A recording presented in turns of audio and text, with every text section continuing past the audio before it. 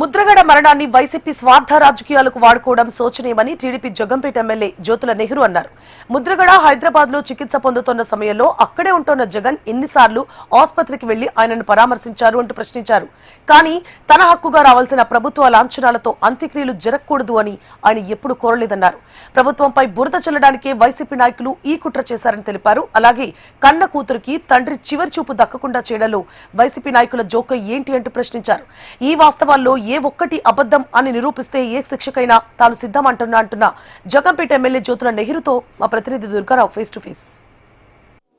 కాపు ఉద్యమ నేత ముద్రగడ పద్మనాభం అంత్యక్రియలో జరిగిన గొడవ కావచ్చు, అలాగే వైఎస్ఆర్సీపీ పార్టీ నాయకులు ప్రభుత్వ లాంఛనాలను తిరస్కరించిన అంశంపై ప్రస్తుతం మనతో మాట్లాడడానికి తెలుగుదేశం పార్టీ సీనియర్ ఎమ్మెల్యే మరియు Telugu Desam TDD board member Jaggampeta MLA Jyothula Nehru గారు ప్రస్తుతం మనతో అందుబాటులో ఉన్నారు. అండ్ మరిన్ని వివరాలు అడిగి తెలుసుకున్నాం. చెప్పండి సార్, నిన్న జరిగిన సంఘటన ఏ విధంగా చూస్తారు?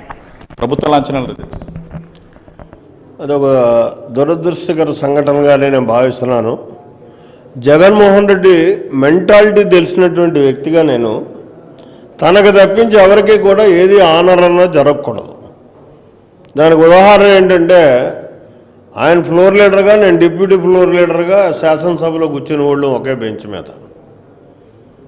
నా పక్కన నువ్వు కూర్చోవద్దన్నాడు నన్ను. అక్కడే ప్రారంభమైంది మా ఇద్దరికి చిరుబురుకులు. అది అతని మనస్తత్వం కాబట్టి దాని గురించి పెద్ద మనం ఇది చేసుకోకర్లా. ప్రతి దాన్ని కూడా అతను రాజకీయం చేయాలని చూస్తున్నాడు. ఇవాళ ఆ రాజకీయం కూడా అరాచక విధానంతో రాజకీయం చేసి మళ్ళీ గెలుపుకు రావాలనుకుంటున్నాడు.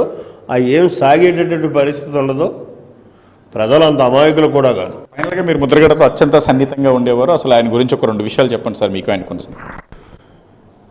పద్మనాభం గారితో నాకు అంటే సన్నిహితం అంటే అంత పార్టీలు వేరేనా అంటే అది తూర్పుగోదావరి జిల్లా యొక్క సాంప్రదాయం. పార్టీలు వేరైనా సరే అందరం కూడా కలిసిమెలిసే పోతాం. ఎవరు రాజకీయానికి వాళ్ళు రాజకీయం చేసుకుంటారు, ఎవరు అభివృద్ధిని వాళ్ళు సాధించుకుంటారు, ఇవన్నీ జరుగుతాయి. అయితే పద్మనాభం గారి గురించి నేను చెప్పాలంటే, నా అనుభవంలో నాకున్నటువంటి ఆయనతో ఉన్నటువంటి సాహిత్యం సన్నిహితంతో ఆయన విధానమే ఆయనకు ప్లస్ మైనస్ కూడా. ఈ స్థాయికి రావడానికి, పద్మనాభం రాష్ట్ర వ్యాప్తంగా రావడానికి ఆయన క్యారెక్టరే కారణం. ఆయన ఇన్ని ఇబ్బందులు ఫేస్ చేయడానికి ఆయన క్యారెక్టరే కారణం. చివరిసారిగా అంబాటి రాంబాబు గారు చేసిన ప్రవర్తన మీరు ఏ విధంగా చూస్తారు?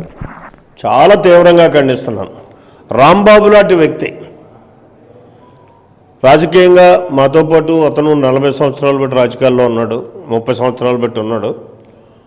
2 సార్లు ఎమ్మెల్యే చేశాడు, ఒకసారి మంత్రి చేశాడు.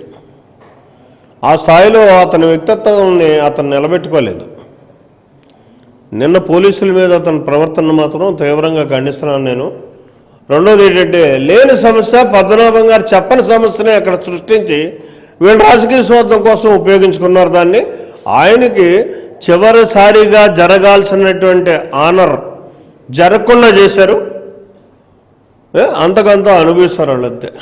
చూడొచ్చు, నేను చివరిసారిగా జరగవలసిన ప్రభుత్వ లాంఛనాలు అడ్డుకోవడంతో పాటు అలాగే జగన్మోహన్ రెడ్డి కావాలని శవ రాజకీయాలు చేస్తున్నారంటూ కూడా అయితే జగ్గంపేట సీనియర్ ఎమ్మెల్యే మరియు TTD board member Jyothula Nehru గారు చెప్తున్నారు. ఇది ఇప్పటివరకు తాజా అప్డేట్. వీడియో జర్నలిస్ట్ బాధ్యత దుర్గారావు, HNTV.